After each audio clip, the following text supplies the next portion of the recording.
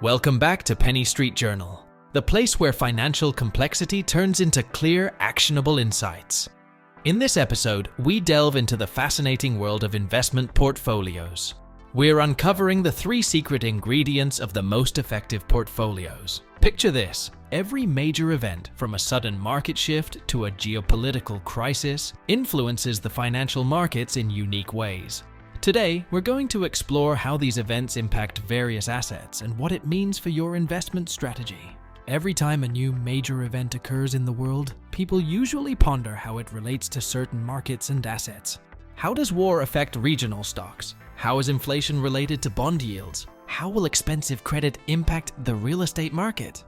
And as soon as you feel you understand the cause and effect, there arises a desire to act on this information to protect your assets or earn additional income. However, an investor does not operate in a vacuum, nor does he manage assets in isolation. Any collection of assets already constitutes an investment portfolio. Be it index ETFs, thematic or factor funds, or even individual stocks. You already have a dish prepared with certain ingredients. So, when reflecting on individual assets, think broader, in terms of portfolio recipes, categories.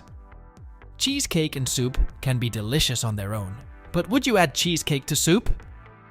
Even changing the percentage ratio of ingredients can either improve or worsen the dish. Adding meat to soup is welcome, but too much of it turns the dish into a meat stew. The same goes for portfolios. Look at the banner where dots represent the 3 most popular types of assets: SCV, small cap value stocks; LT bonds, long-term government bonds; gold.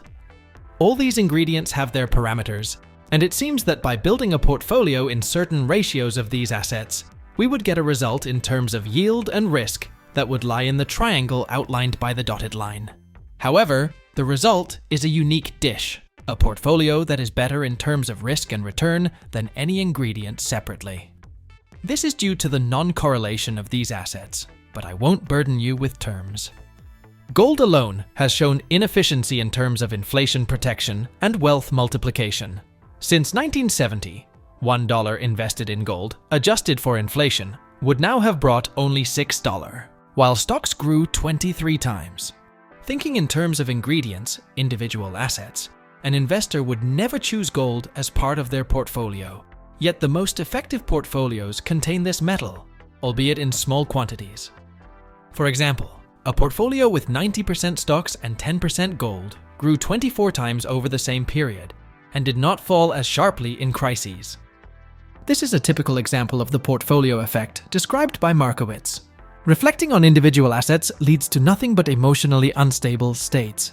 You can find a great asset with excellent indicators, but by adding it to the assets you already own, you can worsen the overall result. You can add a poor asset that will positively affect the overall result. Focus on the broader, overall impact, on the final dish you are preparing.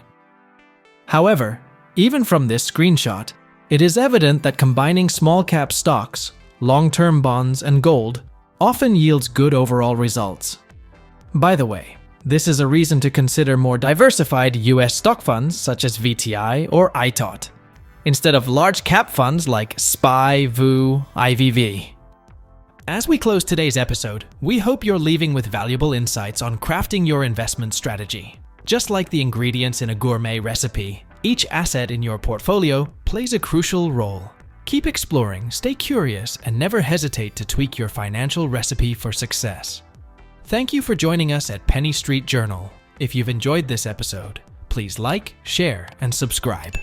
Here's to making smart financial choices. See you in our next episode.